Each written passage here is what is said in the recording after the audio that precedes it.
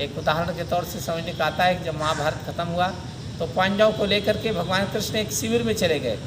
उनको मालूम था कि राक्षस लोग अभी छिपे हैं, हमला करेंगे, और हमारे पांडवों को गर्व हो गया कि महाभारत हमने जीत लिया। भगवान कृष्ण थे उसमें। इन पांडवों को लगा कि भगवान कृष्ण तो कुछ किए नहीं, इसमें सब तो हमने किया है। इस बात को भगवान कृष्ण को आभास हो गया था कि हमारे जो पांचों भाई हैं ये अलग अलग तरीके से सोचते हैं, इनको भी सत्य का दर्शन कराना चाहिए। तो कहा कि चलिए, बहुत दिन 18 दिन लड़ते हुए हुआ, आज आश्रम में आराम करते हैं। अच्छे तो उनको मालूम था कुछ राक्षस छिपे हुए हैं, और अभी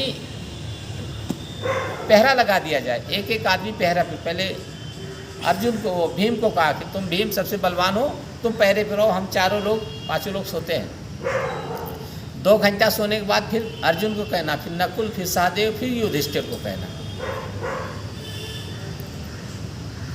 भीम पहरे पे खड़े थे, वो राक्षस फिर आ गए। भीम को लग रहा था मेरी गदा ने महाभारत जीता पूरा।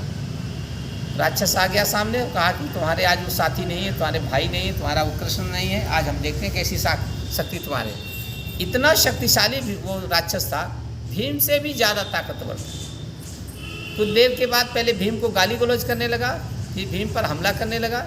भीम को गुस्सा आया, जितनी गदा मारे उतना ही बड़ा होता गया, उतना ही बड़ा होता गया। और एक दिन वो बहुत बड़ा हो, 1 घंटे बहुत बड़ा हो गया। भीम हारने की स्थिति में आए और चुपचाप वहाँ से भाग कर के जहाँ सो रहे थे, अर्जुन को कहा, भैया तुम जाओ, तुम्हारा समय आ गया। कहानी के माध्यम से अहंकार को कैसे मिटाया जाता है। तो भगवान भीम सो गए, अर्जुन गए, कुछ देर तक वो गायब हो गया।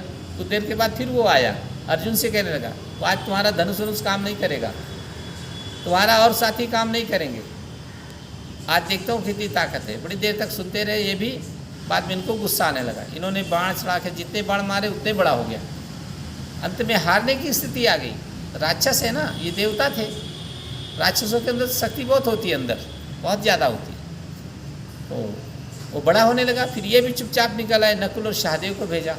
नकुल सहदेव भी आए, देखा कि वो आ गया और जर गए ये लोग, ये भी धीरे धीरे करके आ गए। युधिष्ठिर भी गए, युधिष्ठिर बैठे रहे, उनको भी तमाम प्रकार की बातें, वो भी आके चुपचाप सो गए। अंत में कहा कि भगवान कृष्ण का 4 बजा, तो भगवान कृष्ण का पहरा आया। तो कहा तुम चारों भाई सोइए, पाँचों सोइए, मैं जाता हूँ।